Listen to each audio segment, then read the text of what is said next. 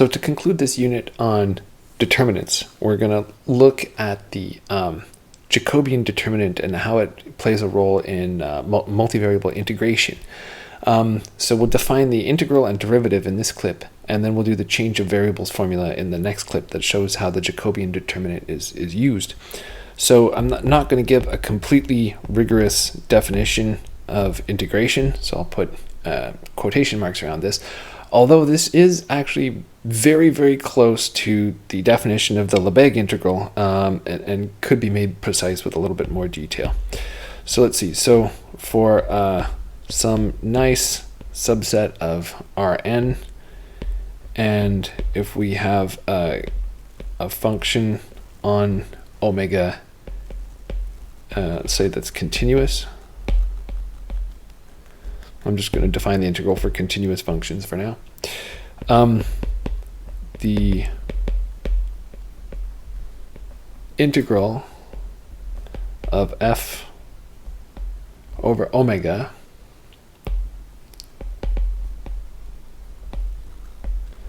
is defined as follows.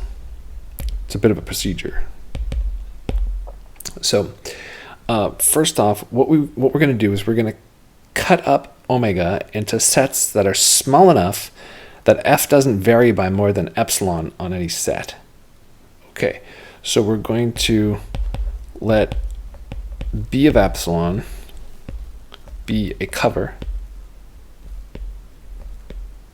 Whoops, I just botched my omega pretty horrendously there. Okay, be a cover of omega.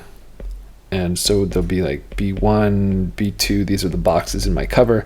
And we go all the way up to some n, and that n will depend on epsilon. So I'll just call it n sub epsilon. And these are going to have disjoint interiors, so they can overlap on the edges are in contact with each other. But the interiors of the boxes do not overlap. And the epsilon part is that I want to choose them small enough so that if I look at the maximum of fx minus the minimum of fy, and so this is going to be, this is for x on bk, and this is for y in bk. We want that to be no greater than epsilon on each box.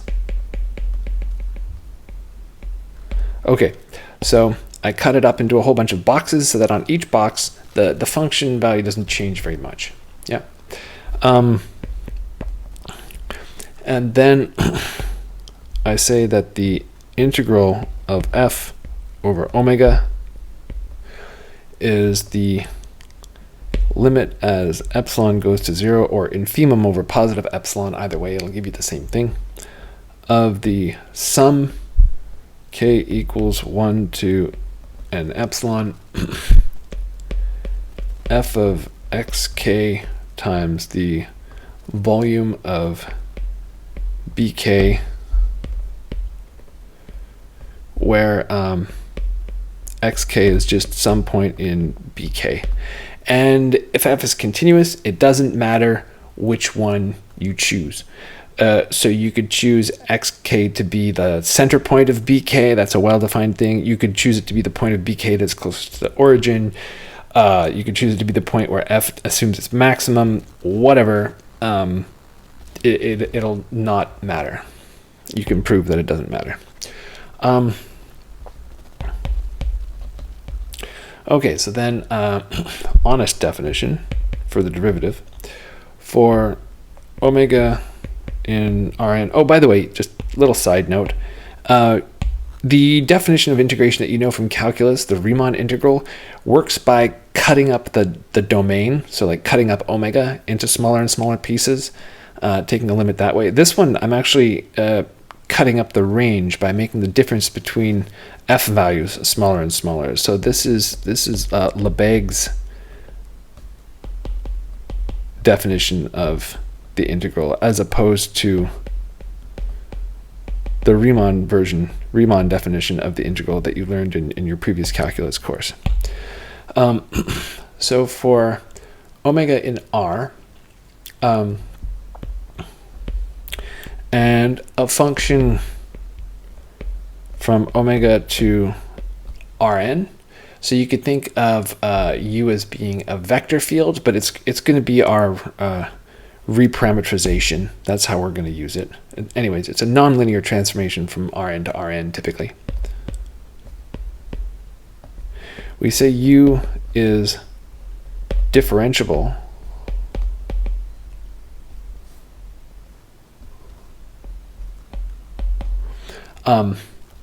at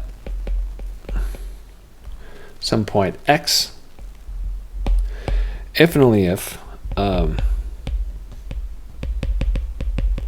there exists a linear transformation T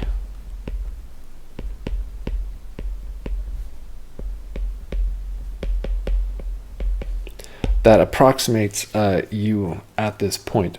And so what does that mean? That means that the limit as y goes to 0 of the magnitude ux plus y minus ux minus ty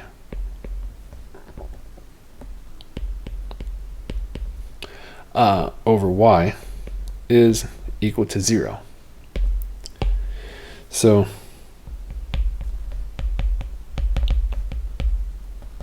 in this case,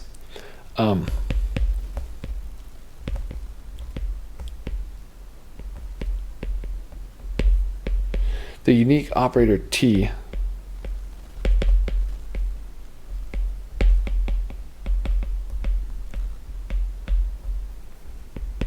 satisfying this equation is U prime at x, the derivative.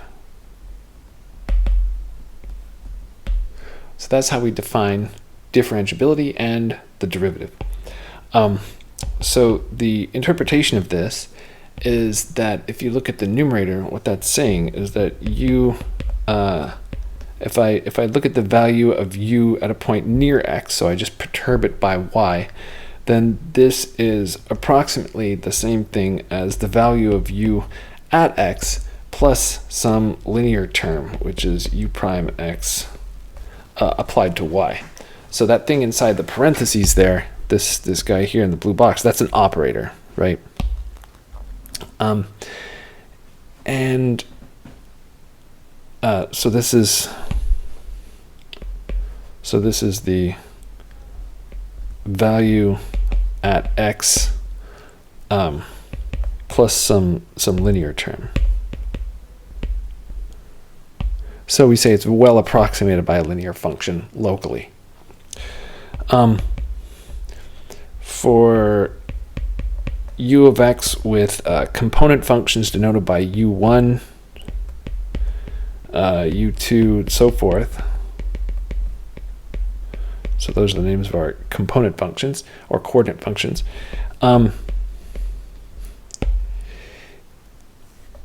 Each one of these UJs is a function from omega in Rn to R, so a function from Rn to R.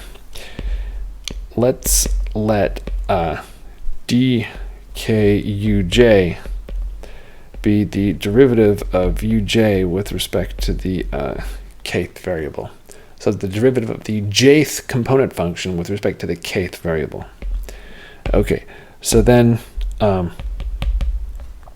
if u is differentiable at x, then the matrix for the derivative, so the matrix of u prime x is going to be this Jacobian matrix. So this is d1 u1 out to dn u1, and then we have dn u1 oh, sorry. That's D1UN. DNUN.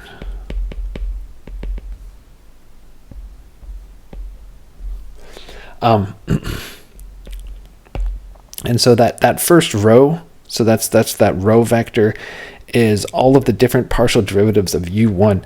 So that's the gradient of u1 that's giving us that first row. And this is where you see the gradients show up when you look at the chain rule in higher dimensions. So this guy here is called the Jacobian matrix, named after Jacobi